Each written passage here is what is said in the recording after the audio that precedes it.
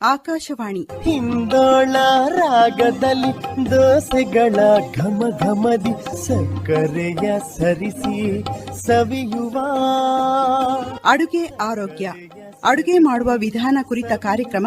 ಮಾಹಿತಿ ನೀಡುತ್ತಾರೆ ಸೌಮ್ಯ ಅಶ್ವಥ್. ಸಗ್ಗದಲ್ಲಿ ರುಚಿಯೊಂದೇ ಅಮೃತ. ಪ್ರಿಯ ಶ್ರೋತೃಗಳಿಗೆ ನಮಸ್ಕಾರ. ಮಳೆಗಾಲ, ಅದರ ಜೊತೆಗೆ ಹಬ್ಬಗಳು. ಈಗ ನಾವು ಈರುಳ್ಳಿ ಬೆಳ್ಳುಳ್ಳಿಯನ್ನ ಜಾಸ್ತಿ ಬಳಸೋದಿಲ್ಲ, ಮತ್ತೆ ಕೆಲವರು ಅಕ್ಕಿಯ ಪದಾರ್ಥಗಳನ್ನ ಬಳಸೋದಿಲ್ಲ ಅಂತ ಅವರಿಗೆ ಹಬ್ಬದ ದಿನ ಕೂಡ ಮಾಡುವಂಥದ್ದು ಬರೀ ಮಾಮೂಲಿ ಅವಲಕ್ಕಿ ಉಪ್ಪಿಟ್ಟು ಮಾಡಿದ್ರೆ ಮಕ್ಕಳು ಅಳ್ತಾರೆ. ಅಂತ ಸಂದರ್ಭದಲ್ಲಿ ರುಚಿಯಾದಂತಹ ವಿಶೇಷವಾದಂತಹ ಸೀಮೆ ಅಕ್ಕಿ ಇಡ್ಲಿ ಹೇಗೆ ಮಾಡೋದು ಅನ್ನೋದನ್ನ ನಾನು ತಿಳಿಸ್ಕೊಡ್ತೀನಿ. ಸುಲಭವಾಗಿ ಮಾಡಬಹುದು, ಅಷ್ಟೇ ರುಚಿಯಾಗೂ ಇರುತ್ತೆ, ಆರೋಗ್ಯಕರವಾಗೂ ಇರುತ್ತೆ. ಮಳೆಗಾಲಕ್ಕೆ ಸಂಜೆ ಸ್ನ್ಯಾಕ್ಸಿಗೆ ಹೇಳಿ ಮಾಡಿಸಿದಂತಹ ತಿಂಡಿ ಅಂತ ಹೇಳ್ಬೋದು. ರುಚಿಕಟ್ಟಾದಂತಹ ಸೀಮೆ ಅಕ್ಕಿ ಇಡ್ಲಿಯನ್ನ ಹೇಗೆ ಮಾಡೋದು ಅನ್ನೋದನ್ನ ನಿಮಗೆ ತಿಳಿಸ್ಕೊಡ್ತೀನಿ. ಬೇಕಾಗಿರುವಂತಹ ಸಾಮಗ್ರಿಗಳು: 1 ಕಪ್ಪಷ್ಟು ಸೀಮೆ ಅಕ್ಕಿ, ದೊಡ್ಡ ಕಪ್ಪಲ್ಲಿ ತಗೊಳ್ಳಿ, ಇಲ್ವಾ 1 ಪಾವಿನಷ್ಟು ತಗೊಳ್ಳಿ. ಯಾಕಂದ್ರೆ ಈಗ ನಾವು ಮನೆಯಲ್ಲಿ 4 ಜನ ಇದೀವಿ ಅಂದ್ರೆ 1 ಪಾವು ಬೇಕೇ ಬೇಕು. ಹಾಗಾಗಿ 1 ಪಾವಷ್ಟು ಸೀಮೆ ಅಕ್ಕಿ, ನೈಲಾನ್ ಸೀಮೆ ಅಕ್ಕಿ ಬರುತ್ತಲ್ಲ ಅದರಲ್ಲಿ ಮಾಡಿದ್ರೆ ರುಚಿ ಹೆಚ್ಚು. ಒಂದು ಅರ್ಧ ಇಂದ 3/4 ಕಪ್ಪಷ್ಟು ಚಿರೋಟಿ ರವೆ, ಈ ಜಾಮೂನ್ ಕಪ್ ಏನ್ ಹೇಳ್ತೀವಿ ಅದು, ಇಲ್ಲ ಅಂತಂದ್ರೆ 1 ಅರ್ಧ ಪಾವು. 1 ಬಟ್ಲು ಮೊಸರು, ಸಿಹಿ ಮೊಸರು ಇರ್ಲಿ. ಒಗ್ಗರಣೆಗೆ ಸಾಸಿವೆ, ಕಡಲೆಬೇಳೆ, ಉದ್ದಿನಬೇಳೆ, ಹಸಿ ಮೆಣಸಿನಕಾಯಿ ಮತ್ತೆ ಎಣ್ಣೆ, ಕರಿಬೇವು. ಬೇಕು ಅಂದ್ರೆ ಇದಕ್ಕೆ ಗೋಡಂಬಿಯನ್ನ ಫ್ರೈ ಮಾಡಿ ಇಟ್ಕೊಂಡು ಹಾಕ್ಬಹುದು. ಮತ್ತೆ ಸ್ವಲ್ಪ ಸಬ್ಬಸಿಗೆ ಸೊಪ್ಪನ್ನ ಕೂಡ ನಾವು ಬೆರೆಸ್ಕೋಬಹುದು. ತುಂಬಾ ರುಚಿಯಾಗಿರುತ್ತೆ. ಬನ್ನಿ ಮಾಡೋದು ಹೇಗೆ ಅಂತ ಹೇಳ್ಕೊಡ್ತೀನಿ. ಸೀಮೆ ಅಕ್ಕಿಯನ್ನ ಚೆನ್ನಾಗಿ ತೊಳೆದು 6 ರಿಂದ 7 ಗಂಟೆಗಳ ಕಾಲ ನೀರಿನಲ್ಲಿ ನೆನೆಸಿಡಿ. ಅದು ಎಷ್ಟು ನೆನೆಯುತ್ತೋ ಅಷ್ಟು ರುಚಿಕರವಾಗಿ ಬರುತ್ತೆ. ಹಾಗಾಗಿ ಸೀಮೆ ಅಕ್ಕಿಯನ್ನ ನಾವು ಬೆಳಗ್ಗೆ ತಿಂಡಿಗೆ ಮಾಡ್ತೀವಿ ಅಂದ್ರೆ ರಾತ್ರಿನೇ ನೆನೆಸಿಟ್ಕೊಂಡ್ಬಿಡಿ, ತುಂಬಾ ಚೆನ್ನಾಗಿರುತ್ತೆ. ನಂತರ ಒಗ್ಗರಣೆ ಮಾಡ್ಕೊಳ್ಳೋಣ.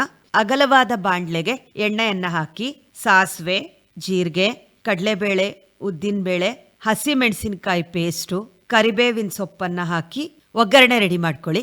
ಒಗ್ಗರಣೆ ಆದ ನಂತರ ಅದಕ್ಕೆ ನಾವೇನ್ 3/4 ಕಪ್ಪು ಚಿರೋಟಿ ರವೆ ತಗೊಂಡಿದೀವಲ್ಲ, ಆ ಚಿರೋಟಿ ರವೆಯನ್ನ ಬೆರೆಸಿ 1 ಅರ್ಧದಿಂದ 1 ನಿಮಿಷ ಅದು ಚೆನ್ನಾಗಿ ಮಿಕ್ಸ್ ಆಗೋವರೆಗಷ್ಟೇ, ತುಂಬಾ ಹುರಿಬಾರ್ದು, ಸಣ್ಣ ಉರಿಯಲ್ಲಿ ಮಿಕ್ಸ್ ಮಾಡ್ಬಿಡಿ. ನಂತರ ಅದನ್ನ ಸ್ಟವ್ ಆಫ್ ಮಾಡಿ ಇಟ್ಬಿಡಿ.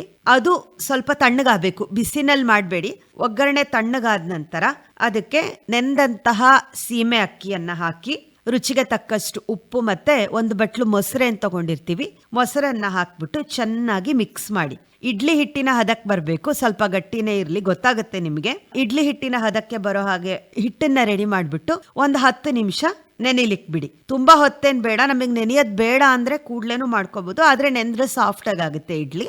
ಹಾಗಾಗಿ 10 ರಿಂದ 15 ನಿಮಿಷ ನೆನಿಲಿಕ್ಕೆ ಬಿಡಿ. ನಂತರ ಇಡ್ಲಿ ಪಾತ್ರೆಗೆ ಎಣ್ಣೆಯನ್ನ ಸವರಿ ಈ ಇಡ್ಲಿ ಹಿಟ್ಟಿನ ಮಿಶ್ರಣ ಏನಿದೆ ಅದನ್ನ ಹಾಕಿ. ಈ ಗೋಡಂಬಿ ಹಾಕ್ತಿವಿ ಇಂದವ್ರು ಏನ್ ಮಾಡ್ಬೇಕಂದ್ರೆ, ನಾವು ಮೊದ್ಲಿಗೆನೆ ಗೋಡಂಬಿಯನ್ನ ತುಪ್ಪದಲ್ಲಿ ಹುರಿದ್ಬಿಟ್ಟು ಒಂದೊಂದು ಇಡ್ಲಿಗೂನು 2 ಗೋಡಂಬಿಯನ್ನ ಇಟ್ಬಿಟ್ಟು ಅದರ ಮೇಲೆ ಹಿಟ್ಟನ್ನ ಹಾಕಿ, ಅವಾಗ ಮೇಲೆ ಗೋಡಂಬಿ ಬಂದಿರುತ್ತೆ.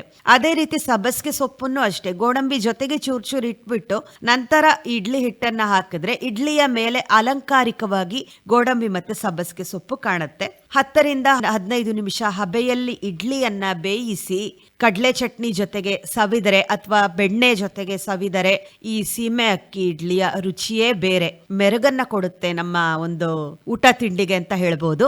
ಇಂತಹ ಸೀಮೆ ಅಕ್ಕಿ ಇಡ್ಲಿ ಹೇಗೆ ಇತ್ತು ಅನ್ನೋದನ್ನ ಮನೆಯಲ್ಲಿ ಒಮ್ಮೆ ಮಾಡಿ air.bdvt@gmail.comಗೆ ಮೇಲ್ ಮಾಡಿ ನಿಮ್ಮ ಅಭಿಪ್ರಾಯವನ್ನ ನನಗೆ ತಿಳಿಸಿ. ನಮಸ್ಕಾರ.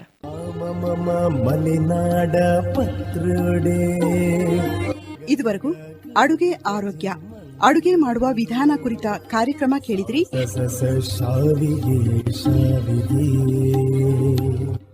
ಮಾಹಿತಿ ನೀಡಿದವರು ಸೌಮ್ಯ ಅಶ್ವಥ್. ಈ ಕಾರ್ಯಕ್ರಮ ಆಕಾಶವಾಣಿ ಭದ್ರಾವತಿ FM 103.5 ಮೆಗಾಹರ್ಟ್ಸ್ಗಳಲ್ಲಿ ಪ್ರಸಾರವಾಯಿತು. ಈ ಕಾರ್ಯಕ್ರಮವನ್ನು ಆಕಾಶವಾಣಿ ಭದ್ರಾವತಿ ಯೂಟ್ಯೂಬ್ನಲ್ಲೂ ಕೇಳಬಹುದು.